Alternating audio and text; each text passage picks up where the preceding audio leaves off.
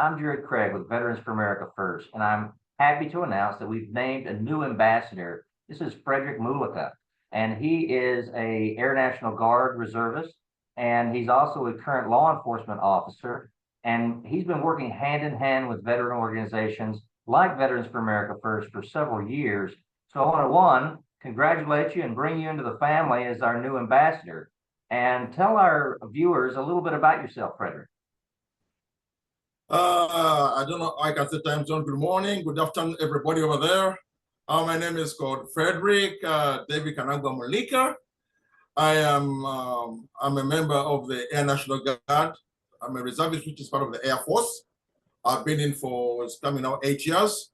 And I'm a full-time member of the law enforcement. I've been in law enforcement for 5 years.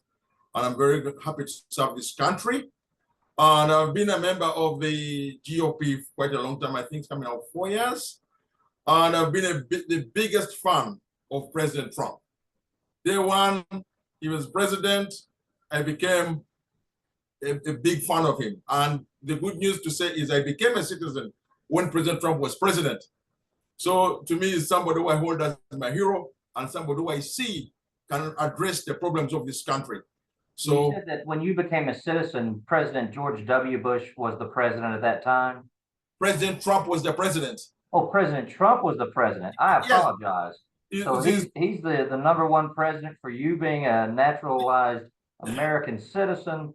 So that's an important thing that I've noticed. I've traveled around the world a good bit, and I speak to everybody about this. And you're first generation immigrant, and that is what I'm finding is a very patriotic population. Now, what country did you migrate from? Originally, I'm from Uganda, but I've been living in Europe for a very long time. Okay. I didn't come directly to the United States from Africa. I came from Europe. I came from the United Kingdom. Okay. I came in 2013. I lived in the United Kingdom for 7 years. See, I went to school in the UK for a short period of time, not 7 years, but even living in the UK, living in Europe, the international view of what America stands for, that we are the beacon of hope for liberty and individual rights. And when you were coming to America, that was a big reason why you sought American citizenship, right? And you've seen how countries can be run by tyrants, that they can run by unscrupulous leaders, and seeing that we are currently looking in our political world like a third world nation, dealing with the prosecutions of Donald Trump, and happily we got a good ruling today from the Supreme Court of the United States. But what's your impression of our place in the world for the United States being an example for freedom in the world? Number one, America is a country that gives hope to many nations. But towards the end, I don't know what I can say, it has been on decline. I do not want to use the word banana republic. I know what the banana republic is. Right. But United States is a country, if everything is put in together, it's a country that can produce a lot, bring a lot of prosperity and hope for future generations. America is blessed with everything. America can live on its own. It can plant grace food, it can get oil from here. It's a blessed country. But many countries look at America as a country to learn how can they be like the United States. It's such a great country. Many people who talk ill of here who are born here because they do not know the other side of the coin. Right. You know, sometimes I always tell them that you have the meat, but you're not using the teeth to bite the meat. So this is such a great country, really, really great. And I'm very happy to see President Trump actually bring out this idea. Right. When I look at him as somebody who's giving a real direction where the nation has to go.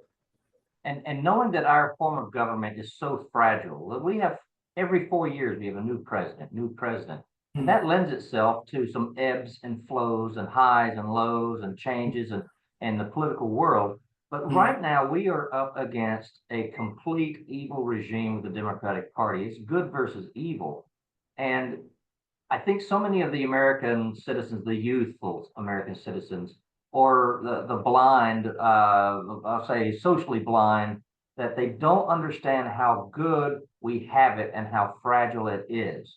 So I want to thank you for being a voice of reason among some of the lunatics that we hear out there, and having the uphill battle, as a law enforcement officer, and also working with the Air National Guard and Air Force Reserves.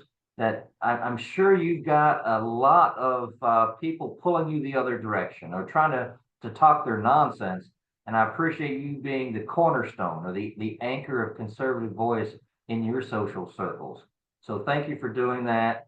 As we continue through this election cycle, we are going to run full speed to the finish line. We're not going to tippy toe across and take anything for granted. So, and we shall win.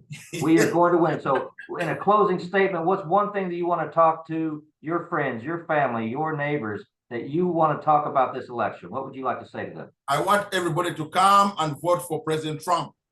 He offers direction to this country. We pray for President Trump. We pray for his family. We pray for this nation.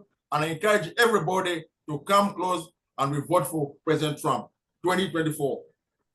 Well, God bless and Godspeed. And together we're going to fight this way. We're going to fight past 2024 because our fight has a long game in it.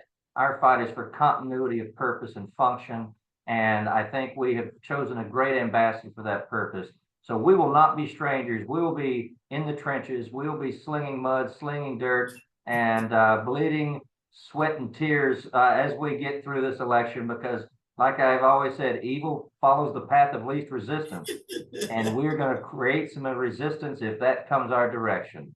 So, so welcome to the family, and I have a pleasure of working with you in the future.